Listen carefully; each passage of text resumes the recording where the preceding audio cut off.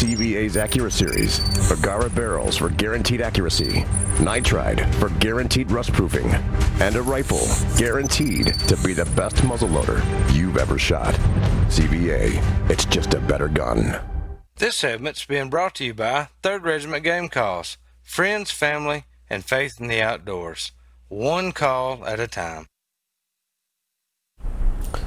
All right, everybody, it's time for this week's Pictures of the Week. They're being brought to you by the great people over at Flowers Garden Center and Deer Processing. They'll be opened up and ready to start processing deer on the regular opening day of bow season in September. You guys get down there and get some of the best snack sticks you can put in your mouth. There is. Smoked bologna, whatever you want, they will put it on you. And be sure to tell them thank you for everything they do for us here at the show.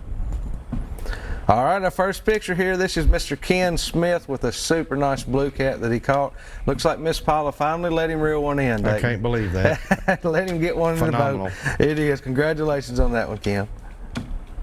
All right, this is Joe James and Roy Whitehead with a nice stripe that they caught recently.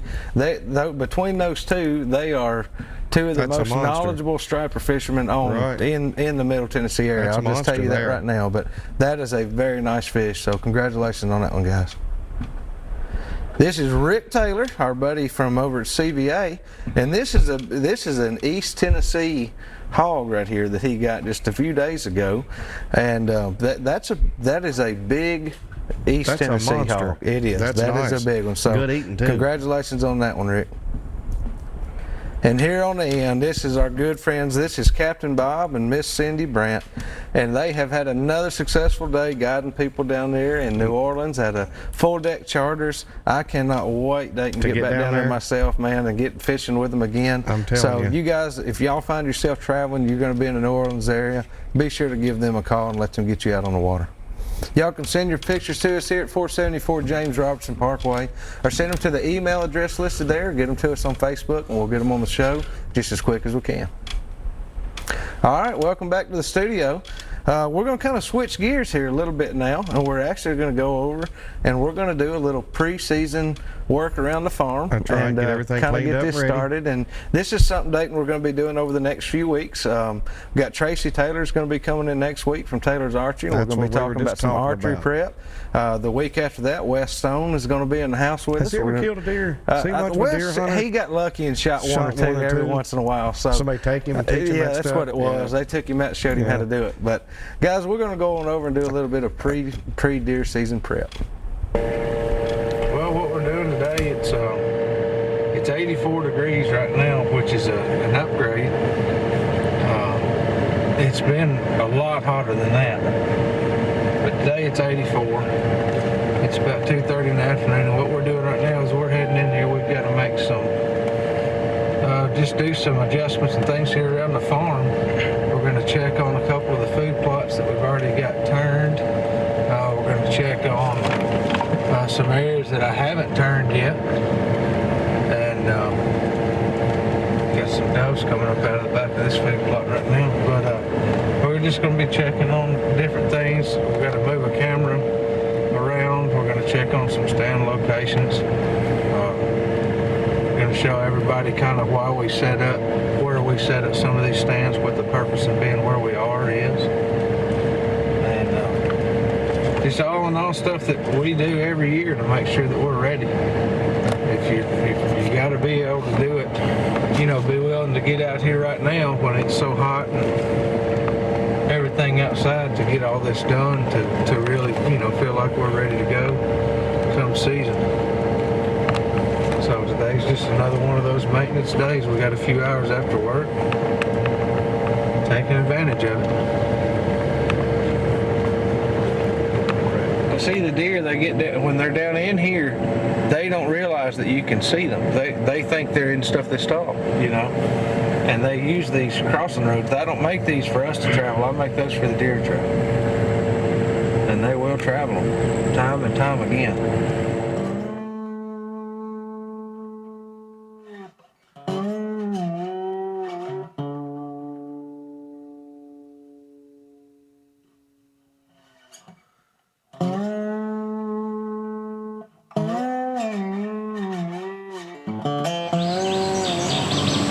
I had some cheap batteries in here, because at the time, it was the only place that I could stop and get any that day, and so I got some to have some batteries in here. But they only last, they don't last a quarter of the time that quality batteries do. You get a good name brand battery for these cell cameras and they'll last a lot longer than it will with an off-brand battery. It just does. I mean, it's proven itself to me many times over. We got that one set up now and it's ready. And what we're doing right here, this is one of the ways that I inventory bucks in the summertime. I've got a mineral site right here that is just absolutely annihilated. That's been here for several years now, and these deer come in and out of these draws and come down here and hit this mineral site before they go out into the field. And just behind it here will be a small food plot, maybe a quarter acre, a little bit less probably even than a quarter acre, just a small little food plot there. Most of the little plots that we do are just small plots. I don't do a lot of big food plots at all. As a matter of fact, you'll probably see it here in a little bit, but our largest food plot's probably only about an acre in size. But in the summertime, these mineral sites are a great way to have deer coming in daily, and they'll come in and they'll hit the minerals for a little bit, and you can kind of inventory the deer as far as what's coming in and out of there. It's not going to grow you a big deer or anything like that. There's a lot of great minerals on the market that you can use. I personally use trophy rock. It's what is in this site. I've got several different types out right now, but there's trophy rock in this site, and I've got some deer 30 on another couple of sites, and they really like to come in here and get this stuff. There's something about these mineral sites that both a mother, when she is milking, has a baby, and bucks as they're growing their antlers, they tend to come here every day just about to one of the mineral sites that we have on this property. And this is a smaller property. It's a big property to us. We don't hunt big properties, but this property is just a little over 100 acres, and on this place we have 3 mineral sites. And that's about what I suggest, maybe 1 mineral site per 30 to 35 acres, just depending on how your property lays out.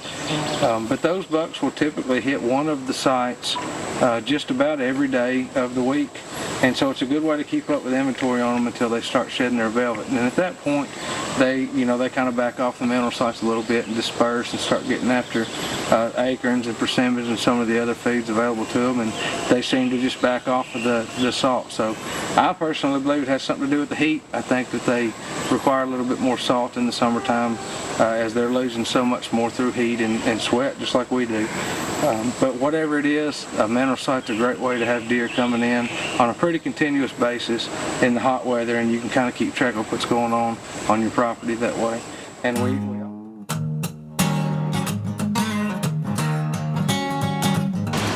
this setup that we're at right now is one of my very favorite bow stands that I hunt each year. And there's a reason it's set up the way that it is. I'm standing in what is usually a dry creek bed. Most of the time there's nothing in here, just a bunch of drainage rock. And behind me, or to my left here, we kind of go up a hill, we go up a ridge, and then right here we go up a ridge.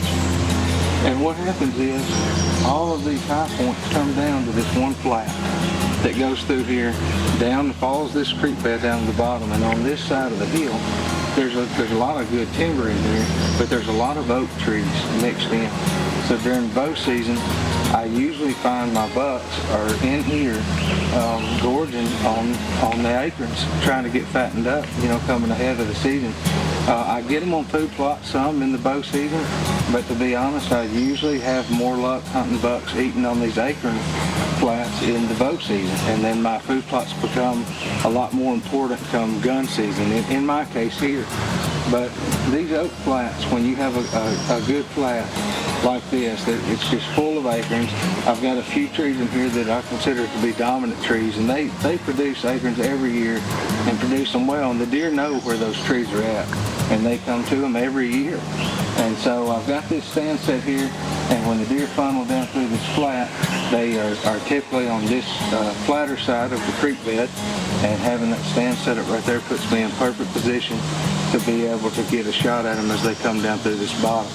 So very strategically placed on that stand there. There's stuff in behind. It's very rocky terrain that is hard for the deer to travel through. And not that they're just guaranteed not to come behind me, but there's a very slim chance of them coming around behind me. They're almost all the time going to come down this flat and use this natural funnel way. So, you know, it's nothing man-made about this one. It's just a natural funnel way that comes through here that directs deer into one area and brings them down this flat as they go down into the fields in the evenings to feed more. Maybe they might feed at night down here in the fields a lot of times, and they will come through here feeding on acorns on their way down. Deer are naturally like the path of least resistance, just like we do. So they'll climb a hill, they'll go up and down, whatever they need to do. But if they've got a choice to come down a nice flat like this one and stay on the lower ground, especially it keeps them out of the wind a lot of times on a windy day, 9 times out of 10 they're going to choose these flats to travel down. And that's why in bow season I like to be set up about 30 or 40 yards off of the main center of the flat here, and it gives me a great position when it comes time for bow season. Well guys, I hope everything that we've talked about today has helped you a little bit as far as getting ready for the upcoming bow season.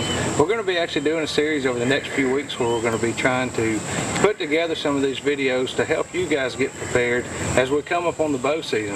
We've only got about 3.5 weeks right now until the velvet hunt, and then of course at the end of September will be the start of regular bow season, and all that'll be here before we know it. So we're going to continue through the summer to do work and get everything ready so that come November we can kick back and relax and enjoy the hunt.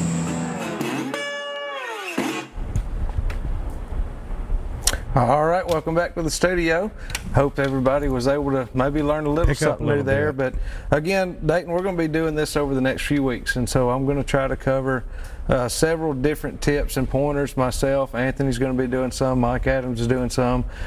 So really, we really want to try to help everybody out over the next few weeks getting ready for the season. Absolutely. We're going to go on over right now. We're going to do this week's product of the week. This week's product of the week, sponsored by our friends at Caney Fork Outdoors. You guys can find them at cfoutdoors.com or go to the Center Hill Dam exit off of I-40 and go down to the bottom of the hill, take a right, and you'll find them at the Big Rock Market there. They can get you outfitted and get you on the river. All right, Dayton, what I got here tonight, now on the show, on the first part of the show tonight, we were fishing with minnows, and I have bought many minnows, you know, and I started using these drop lights at night, and I realized, what am I doing this for? So what we're using now, we've got these cast nets.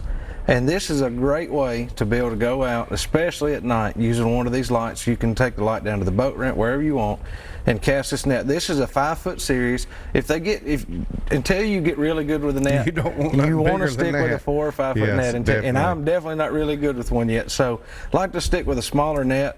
But this, whether you're using this or a dip net, whatever you're using, if you'll get those green lights, get them fish in there to it, and switch that light off right as you're throwing it down in the water, then it's, you have a real good chance of getting your own bait. And you can still use those for, there's just a lot of reasons, like big shad, like when I rock fish, I'll take my throw net. That's right. Now this one is from Phytech. You guys can find them at a lot of local retailers. Academy Sports will have them, Bass Pro. But also you can go to www.castnets.com, and there's multiple different sizes you can choose from a 4-foot up to a 10 or 12 foot. So again, until you get these nets really figured out, don't go get an 8 or 10 foot net, because you're going to end up being frustrated. And here's a little bit different because you got a lot of structure versus throwing it in sand. Yeah, you be hung up in rocks. You throw an 8-footer here, there's stuff you're going to hang and everything. It's different. It's different. That's right. Well, guys, we're going to go ahead and take another quick break. When we come back, we're going to open up the phone lines and we'll have some more Southern Woods and Waters.